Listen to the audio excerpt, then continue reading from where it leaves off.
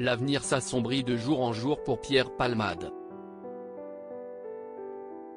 Ce vendredi 24 février 2023, l'humoriste de 54 ans n'a pu se rendre à la chambre de l'instruction de la Cour d'appel de Paris où étaient discutées les modalités de son assignation à résidence.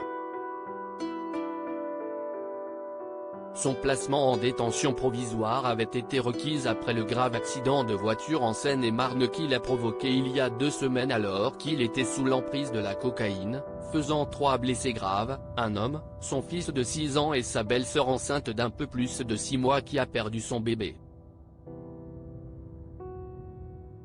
Le juge des libertés et de la détention avait décidé de placer le comédien sous surveillance électronique dans le service d'addictologie de l'hôpital Paul-Brousse à Villejuif. L'affaire Pierre Palmade s'est ensuite compliquée avec de nouvelles accusations à son encontre. Après un signalement effectué auprès des services de police, la justice a ouvert une enquête préliminaire le week-end dernier pour détention d'images à caractère pédopornographique. Une accusation portée par un homme qui a transmis à la police des images sur lesquelles on verrait Pierre Palmade en train de consulter ses vidéos incriminantes.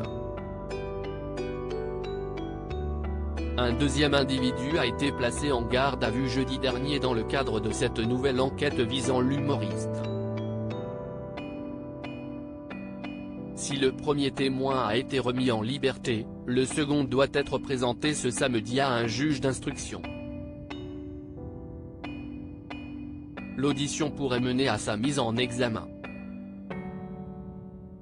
Les investigations vont donc se poursuivre dans le cadre d'une information judiciaire ouverte des chefs de détention, diffusion de fichiers pédopornographiques et consultation habituelle de sites pédopornographiques, annoncent nos confrères de BFM TV. Pierre Palmade, il y a des morts ? Je vais mourir ? S'il n'a pas réussi à s'extraire de la carcasse de sa voiture dans les minutes qui ont suivi l'accident, ces 2 passagers ont, eux, pris la fuite avant l'arrivée de la police sur les lieux. L'un d'eux, un certain Sambou, se rendrait au commissariat quelques jours plus tard. N'étant pas médecin, celui-ci estimait n'avoir plus rien à faire sur place, argue-t-il dans les colonnes de Marianne.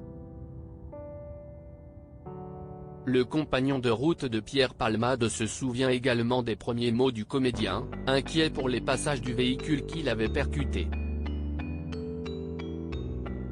Il y a des morts ? Des blessés ? Je vais mourir ? Aurait-il demandé. Dans la tenté de savoir s'il restera à Paul-Brousse ou si la justice l'enverra derrière les barreaux, l'ancien mari de Véronique Sanson n'a pour l'heure fait aucune déclaration officielle sur son accident de voiture.